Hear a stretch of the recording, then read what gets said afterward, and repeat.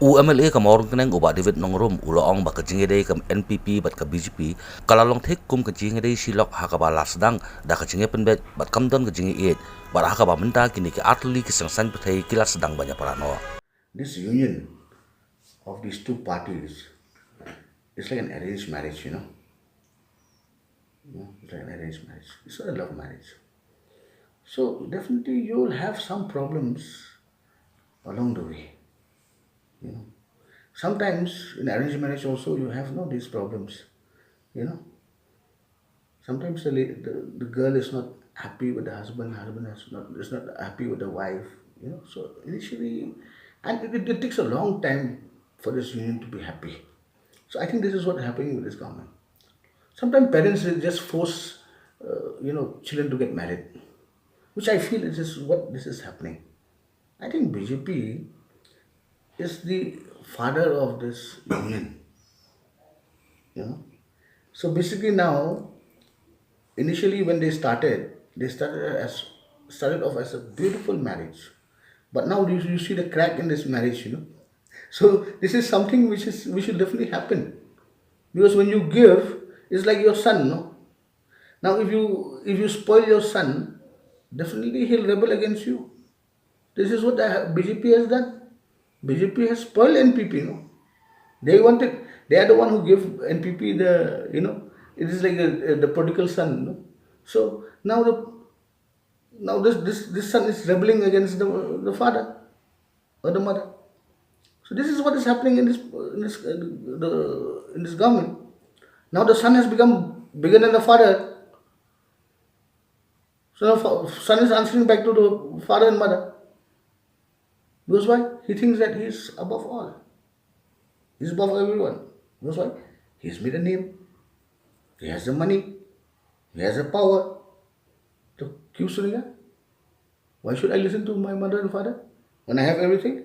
I don't care. I can go alone also. I can set up my own family also. I have the resources now. I have my own family now. I have a big family now. I have my own resources now. So why should I listen to my parents, to my mother and father now? This is just I'm just trying to portray it in this way.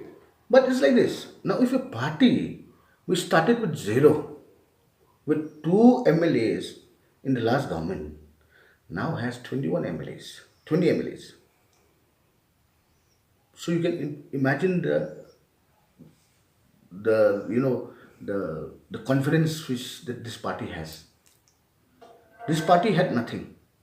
BJP supported them in the last election, which everyone knows, just to make sure that Congress is out of power in the state of Meghalaya. Now this party has all the resources now which they can go alone without the BJP in the next election. So they don't need the BJP now. You say, why? You are there with us now or later also? We don't give a damn. We don't care. Because without you also we'll survive. We have the resources now. We have the funds now. आपका बिना भी चलेगा. Without you also will चलेगा. So that is what is happening now. So BJP should understand. They've been pouring in resources into the state. But where are those resources being spent? You look in the ground, nothing is there. Except for funds which have come under certain departments, certain central schemes which are being monitored by the central government. Those schemes are being implemented and those schemes are really,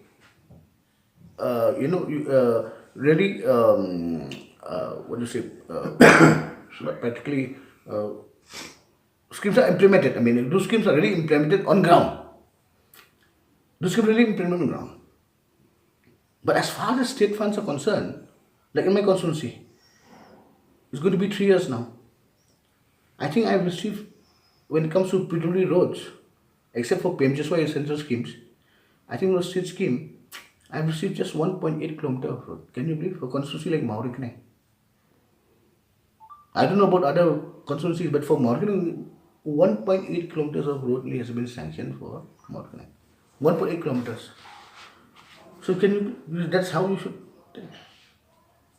So I think BJP should open the eyes and start sending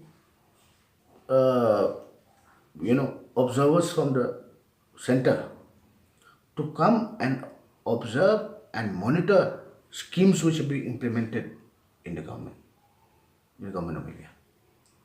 So the money doesn't go to waste. It is actually going to help the people of the state.